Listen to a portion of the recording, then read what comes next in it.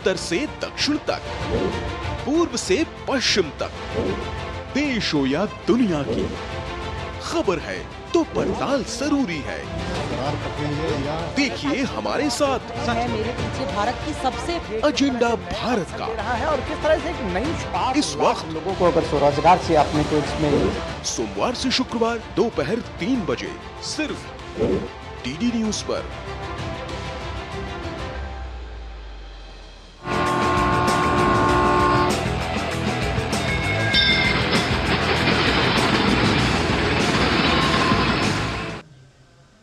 नमस्कार, स्वागत है आप सभी का डीडी न्यूज के इस खास बुलेटिन एक्सप्रेस 100 में, जहां हम आपके लिए लेकर आते हैं राजनीति, मनोरंजन, देश दुनिया, खेल और व्यापार जगत की सभी बड़ी खबरों को एक्सप्रेस यानी कि फटाफट अंदाज में। आपके साथ मैं हूं संध्या शर्मा। तो देखिए खबरें तेज रफ्तार से। राजस्थान में भाजपा विधायक दल के नेता भजनलाल शर्मा आज राजधानी जयपुर में मुख्यमंत्री पद की शपथ लेंगे। राज्यपाल कलराज मिश्र भजनलाल शर्मा को पद एवं गोपनीयता की शपथ दिलाएंगे। दो उप मुख्यमंत्री दिया कुमारी और प्रेमचंद बैरवा भी आज शपथ लेंगे।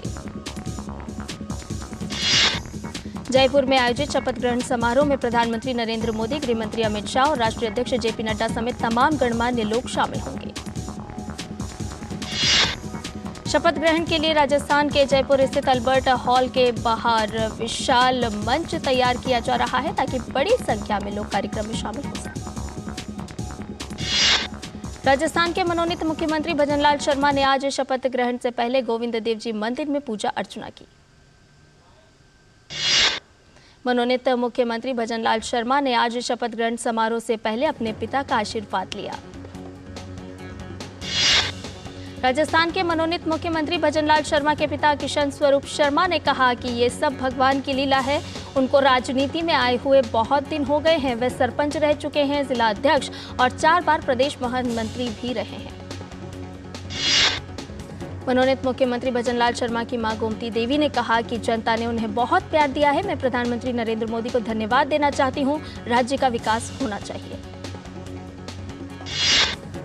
राजस्थान के मनोनीत उप मुख्यमंत्री प्रेमचंद बैरवा ने आज शपथ ग्रहण से पहले जयपुर के मोती डूंगरी गणेश मंदिर में पूजा अर्चना की। प्रेमचंद बैरवा ने कहा कि पिछले 5 वर्षों में कांग्रेस के शासन में राजस्थान पिछड़ गया है। उन्होंने कहा कि पार्टी जो भी जिम्मेदारी देगी उसे पूरी ईमानदारी से निभाऊंगा।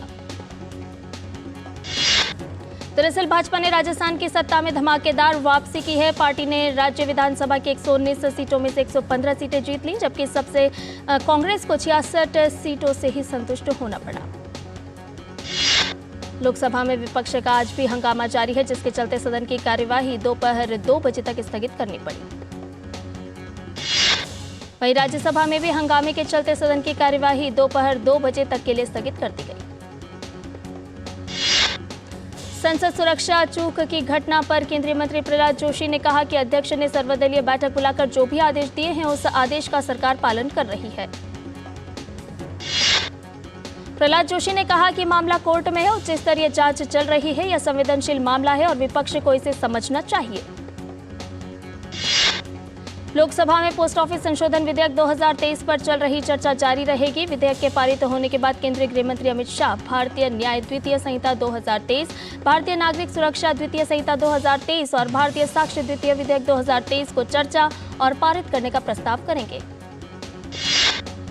इन तीनों विधेयकों पर सदन में एक साथ चर्चा होगी। इसके अलावा दोपहर बाद संसद के दोनों सदनों में सांसद अपने प्राइवेट मेंबर बिल पेश करेंगे। कर्नाटक के भाजपा सांसदों ने संसद भवन के परिसर में कर्नाटक सरकार के खिलाफ विरोध प्रदर्शन किया। भाजपा सांसदों ने कर्नाटक के बेलगाम में दलित महिला के साथ हुए अत्याचार को लेकर प्रदर्शन किया। केंद्रीय मंत्री हरदीप सिंह पुरी ने बताया कि देश की अर्थव्यवस्था 5वें पायदान पर पहुंच गई है। उन्होंने कहा कि पीएम मोदी के नेतृत्व में 9 साल में विकास के अनगिनत कार्य हुए हैं।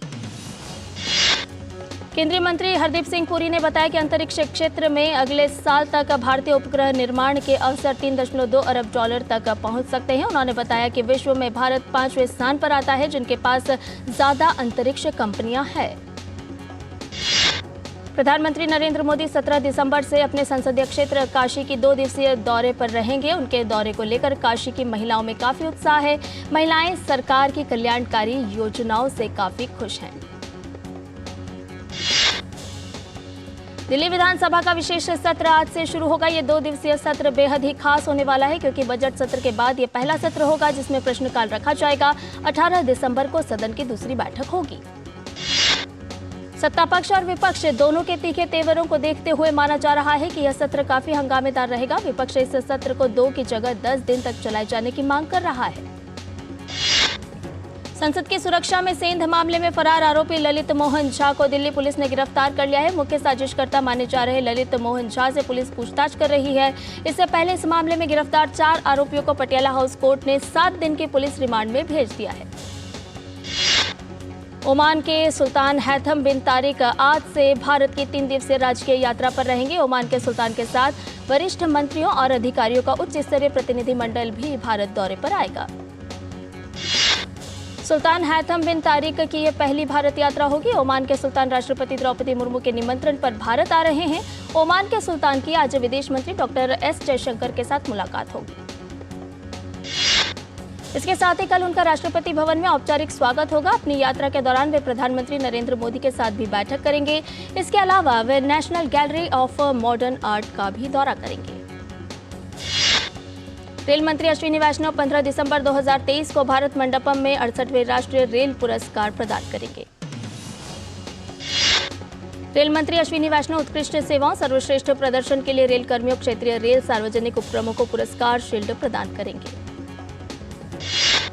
रेल मंत्री देश भर में 100 रेलवे कर्मचारियों को उनकी उत्कृष्ट सेवाओं के लिए क्षेत्रीय रेल उत्पादन इकाइयों और पीएसयू के लिए 21 शील्ड के साथ सम्मानित करेंगे।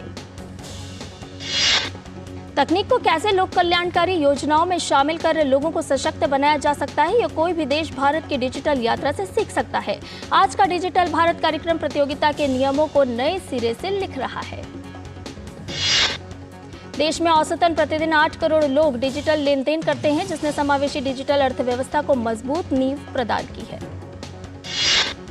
भारत अब आर्टिफिशियल इंटेलिजेंस से जुड़े बदलावों का लाभ उठाने के लिए तैयार है। यह देखना बेहद ही सुखद है कि एआई जैसी प्रौद्योगिकी को भारत भय और जोखिम मानने के बजाय शानदार अवसर मिलने और व्यापक प्रभावकारी होने के नजरिए से देख रहा है। बीते 9 साल में मोदी सरकार ने देश के विकास की नई परिभाषा लिखते हुए कई आमूलचूल परिवर्तन किए हैं। पहले महिलाओं के विकास की बात होती थी, लेकिन मोदी सरकार ने महिलाओं के नेतृत्व में विकास की नींव रखी है, जिसके कारण समाज में महिलाओं की भूमिका में बुनियादी बदलाव देखने को मिला है।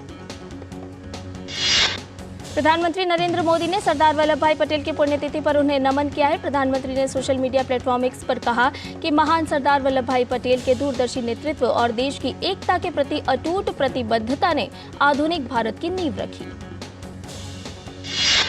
केंद्रीय गृह मंत्री अमित शाह ने एक्स पर अपने संदेश में कहा कि सरदार वल्लभ भाई पटेल राष्ट्रीय एकता के प्रतिबिंब। सरदार वल्लभ भाई पटेल जी ने अपने जीवन का क्षण क्षण भारत में एक राष्ट्र का भाव जागृत करने हेतु समर्पित किया।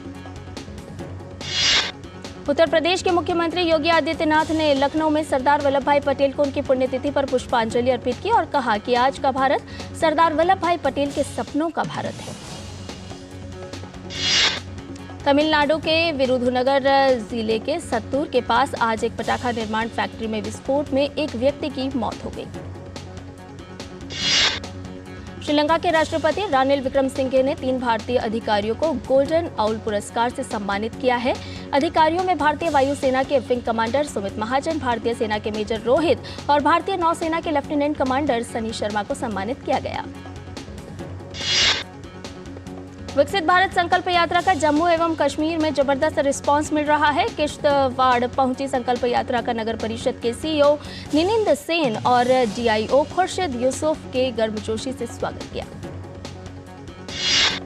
शहर के बस स्टैंड और किश्तवाड़ ग्राउंड में शिविर आयोजित किए गए। इस दौरान संकल्प प्रतिज्ञा, आईईसी सामग्री का वितरण, कैलेंडर, पैम्फलेट, फ्लायर्स सहित विभिन्न गतिविधियां आयोजित की गई। इन आयोजनों में इन शिविरों में भारी भीड़ उमड़ी। अलग अलग योजना के लाभार्थियों ने अपने अनुभव भी साझा किए। वहीं विकसित भारत संकल्प यात्रा जम्मू कश्मीर के उधमपुर जिले के जेबी ग्राम पंचायत पहुंची, जहां केंद्र की योजनाओं के बारे में जानकारी दी गई। सचिव संजीव वर्मा ने कहा कि यात्रा से सबसे बड़ा बदलाव यह आया है कि लोगों के बीच एक विश्वास पैदा हुआ है। वे योजनाओं के बारे में जान रहे हैं और अपने सामने आने वाली समस्याओं को भी सामने रख रहे हैं।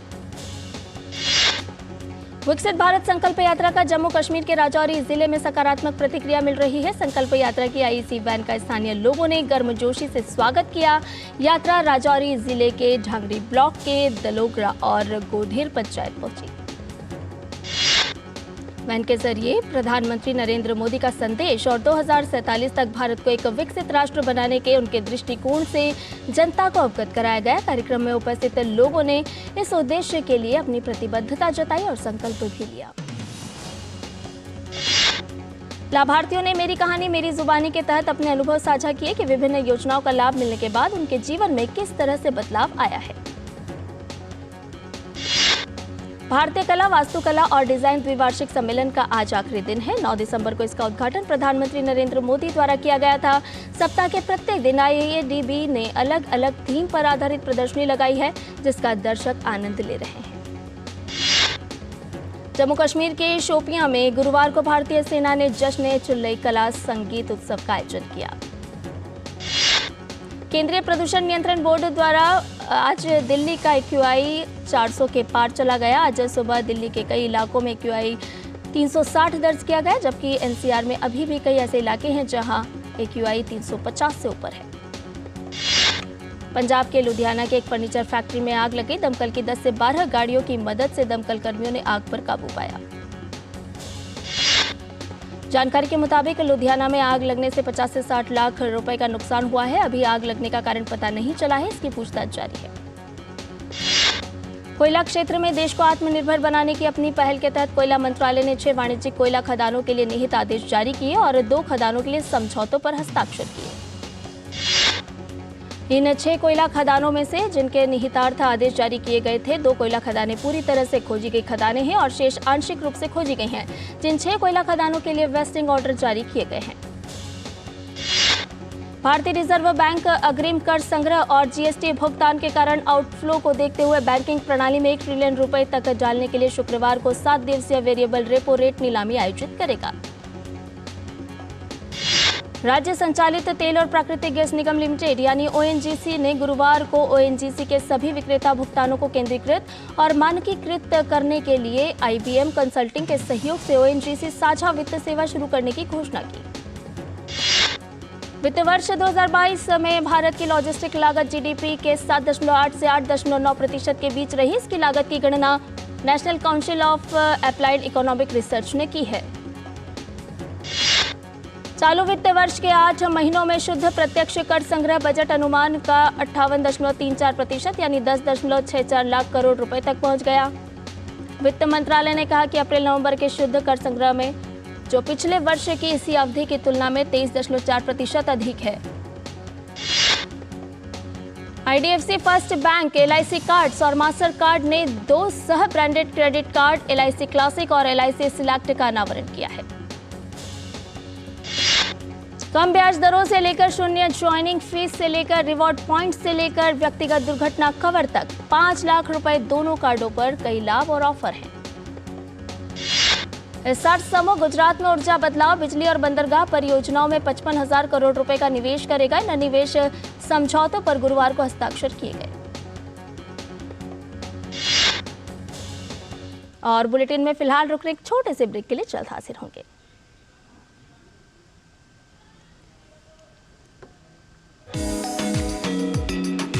मिलवाएंगे आपको एक ऐसी शख्सियत से जिसने असहाय बच्चों की मदद करने के लिए टॉयलेट तक किया साफ। दिखाएंगे आपको कि किस प्रकार केले के तने से हो रहा है जैविक उर्वरकों का निर्माण। युवाओं की एक टीम ने उठाया स्वच्छता का बीड़ा। तो बेज्जीपुरम यूथ क्लब लोगों को बना रहा है सशक्त। कहानियां जिनका जिक्र प्रधानमंत्री नरेंद्र मोदी ने अपने मन की बात कार्यक्रम में किया। देखिए मेरे साथ गुड न्यूज जज्बा इंडिया का ये विशेष एपिसोड सिर्फ DD न्यूज पर। यूट्यूब देख रहे हैं, मैं हूं अशोक सिलवा। कोई फैक्ट चेकर नहीं चाहता है कि राज्य मुसलमान आज हो सवाल है। आसान नहीं होता सच के लिए लड़ना। जिसकी आवाज कोई नहीं बनेगा, उसकी आवाज हम बने। जो डर जाते हैं वो झूठ से कहां टकराते हैं। जो गरीब के स्कूल में, गरीब के स्वास्थ्य के लिए खर्च होना चाहिए, वो लूट कर इन्होंने अमीर ठेकेदारों को दे दिया। सच को जानना हो तो झूठ पर करना होता है प्रहार, हर बार बार बार। मैंने आपसे पूछा, आपने ठीक है नहीं कहा ना आपने। और कोई मुद्दा नहीं है तो सोनिया गांधी की गुडबुक में मैं अपना नाम गोल्डन अक्षरों में कैसे दाखिल करूं? इसलिए न फेक न्यूज न झूठ, हमेशा सच के साथ 2-2।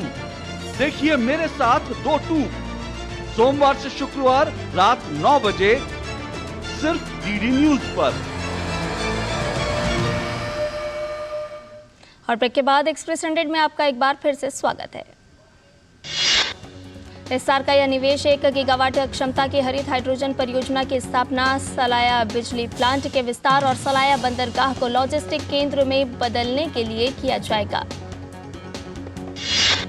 वेदांत समूह की प्रमुख कंपनी वेदांत रिसोर्सेज लिमिटेड अपने कर्जों की अदायगी के लिए $1.25 अरब का वित्त पोषण हासिल करने में सफल रही है। हालांकि इस बीच S&P ग्लोबल ने VRL की रेटिंग को घटा दिया है। वेदांत रिसोर्सेज ने बयान में कहा कि इस वित्त पोषण से उसे लंबे समय में टिकाऊ पूंजी ढांचा खड़ा करने में मदद मिलेगी। बैंक ऑफ इंडिया ने महिला को ध्यान में रखते हुए नारी शक्ति सेविंग अकाउंट पेश किया है। इस अकाउंट को खुलवाने वाली महिलाओं को बैंक की ओर से कई बेनिफिट मिल रहे हैं। इन बेनिफिट्स में 1 करोड़ रुपए तक का पर्सनल एक्सीडेंट इंश्योरेंस भी शामिल है। अदानी समूह की कंपनियों के पास कैश रिजर्व चालू वित्त वर्ष की पहली 6 माही में 13.7% बढ़कर 45,895 करोड़ रुपए रही। कारोबार में कमाई बढ़ने और कर्ज लगभग अपरिवर्तित रहने से कंपनियों के पास नकदी बढ़ी है। समूह ने कर्ज की स्थिति पर 6 माही प्रदर्शन रिपोर्ट में कहा कि इस वित्त वर्ष में अप्रैल सितंबर में कर पूर्व आय बढ़कर 71,253 करोड़ रुपए हो गई, जो 1 साल पहले 57,219 करोड़ रुपए थी। विश्व आर्थिक मंच ने फ्यूचर जॉब रिपोर्ट में कहा है कि अगले 5 साल में भारत में नौकरियों के बाजार में 22% की बढ़ोतरी होने का अनुमान है। इसमें AI, मशीन लर्निंग और डाटा सेगमेंट से शीर्ष उभरते हुए क्षेत्रों से जुड़ी भूमिकाएं शामिल होंगी। प्रमुख कार्यक्रम AI फॉर ऑल के तहत पीएम मोदी के नेतृत्व वाली सरकार ने समग्र स्तर पर AI को अपनाने की नींव रखी है। नेपाल की राजधानी काठमांडू में 20वें हस्तशिल्प व्यापार मेले का आयोजन किया जा रहा है। नेपाल के राष्ट्रपति रामचंद्र पौडेल ने व्यापार मेले के साथ 18वें हस्तशिल्प प्रतियोगिता का भी उद्घाटन किया। राष्ट्रपति रामचंद्र पौडेल ने कहा कि हस्तशिल्प उद्योग और व्यापार को बढ़ावा देकर नेपाल की पहचान अंतर्राष्ट्रीय स्तर पर बढ़ाई जा सकती है। यह हस्तशिल्प व्यापार मेला कल से शुरू हुआ था, जो 18 दिसंबर तक चलेगा। यूरोपीय संघ के नेता यूक्रेन और मोल्दोवा के साथ सदस्यता वार्ता शुरू करने पर सहमत हो गए हैं। ब्रसेल्स शिखर सम्मेलन के दौरान यूरोपीय संघ ने इस पर निर्णय लिया। वहीं हंगरी लगातार यूक्रेन को यूरोपीय संघ में शामिल करने के खिलाफ रहा है। हंगरी की आपत्तियों के बावजूद ईयू के अध्यक्ष चार्ल्स मिशेल ने इसे यूक्रेन के लिए बड़ा कदम बताया। वहीं यूक्रेन के राष्ट्रपति जेलेंस्की ने निर्णय का स्वागत किया है। इजराइल और हमास के बीच जारी संघर्ष को अब 2 महीने से ज्यादा हो गए। संघर्ष विराम के खत्म होने के बाद से दिन ब दिन स्थिति खराब होती जा रही है। दुनिया भर के कई देशों में इजराइल के विरोध और फिलिस्तीन के समर्थन में प्रदर्शन हो रहे हैं। अमेरिका के पेंसिल्वेनिया में इजराइल और हमास के बीच संघर्ष विराम की मांग करते हुए विरोध प्रदर्शन किया गया। इस दौरान प्रदर्शनकारियों ने कई सड़कों को भी बंद कर दिया, जिससे यातायात प्रभावित हुआ। इजराइल ने गाजा पट्टी की पूरी सीमा पर हमला किया, जिससे वहां रहने वाले कई परिवार मारे गए। पूरे गाजा में भीषण युद्ध छिड़ने पर अंतर्राष्ट्रीय संगठनों ने पूर्ण मानवीय तबाही की चेतावनी दी है। बर्फबारी की वजह से बीजिंग शहर बर्फ की चादर में ढक गया है। अगले कुछ दिनों में तापमान में तेजी गिरावट का अनुमान है। वहीं बर्फबारी की वजह से तापमान में भी गिरावट दर्ज की गई है। जापान की राजधानी टोक्यो रंग बिरंगी रोशनी से सजा हुआ है। टोक्यो वासी क्रिसमस के स्वागत के लिए बेसब्री से कर रहे हैं इंतजार। वहीं ऑस्ट्रेलिया के सिडनी में त्योहारी सीजन शुरू हो गया है। क्रिसमस लाइट डिस्प्ले और सजावट ने दर्शकों को खूब आकर्षित किया।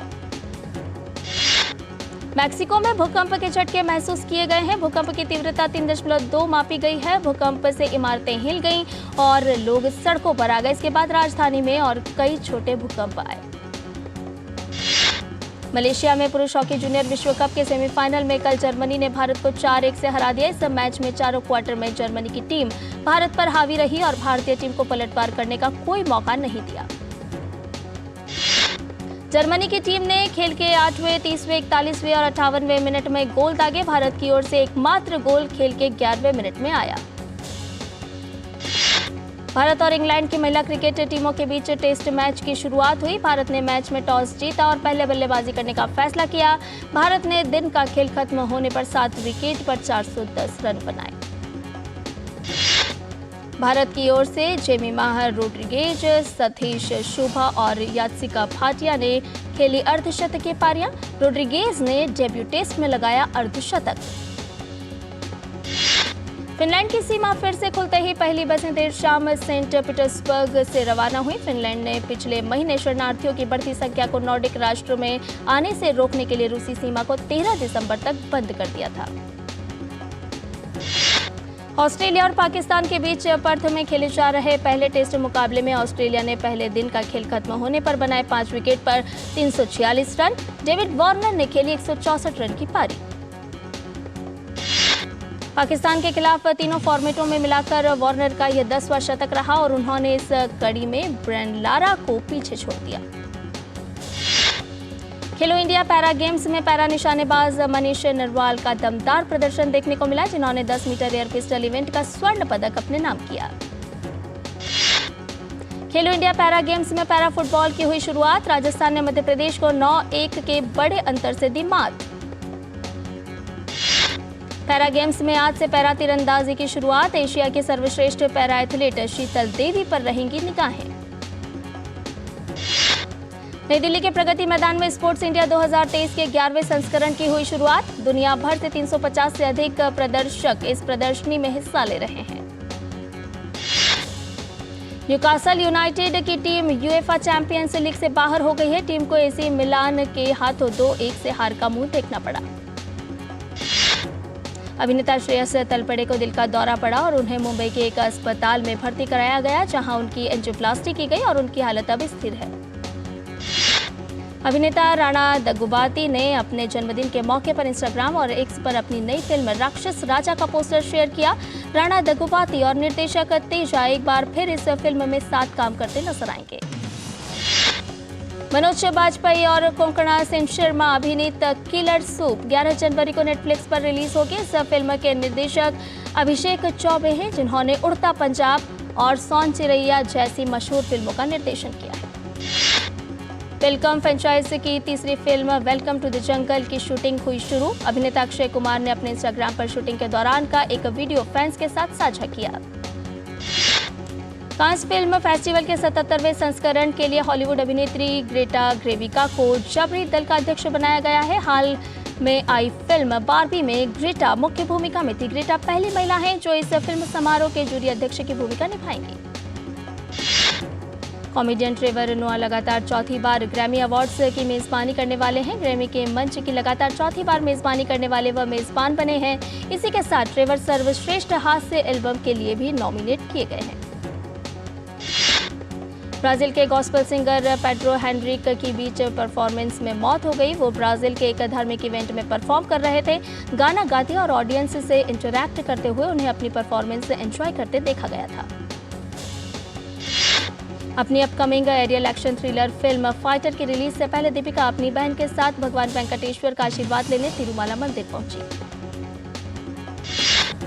रणबीर कपूर की एनिमल को लेकर लोगों की दीवानगी देखते ही बन रही है। फिल्म को रिलीज हुए 15 दिन बीत चुके हैं। फिल्म ने भारत में 8.75 करोड़ रुपए का नेट कलेक्शन किया है। और एक्सप्रेस न्यूज में फिलहाल इतना ही। हमें दीजिए इजाजत, लेकिन डीडी न्यूज पर खबरों का सिलसिला लगातार जारी है।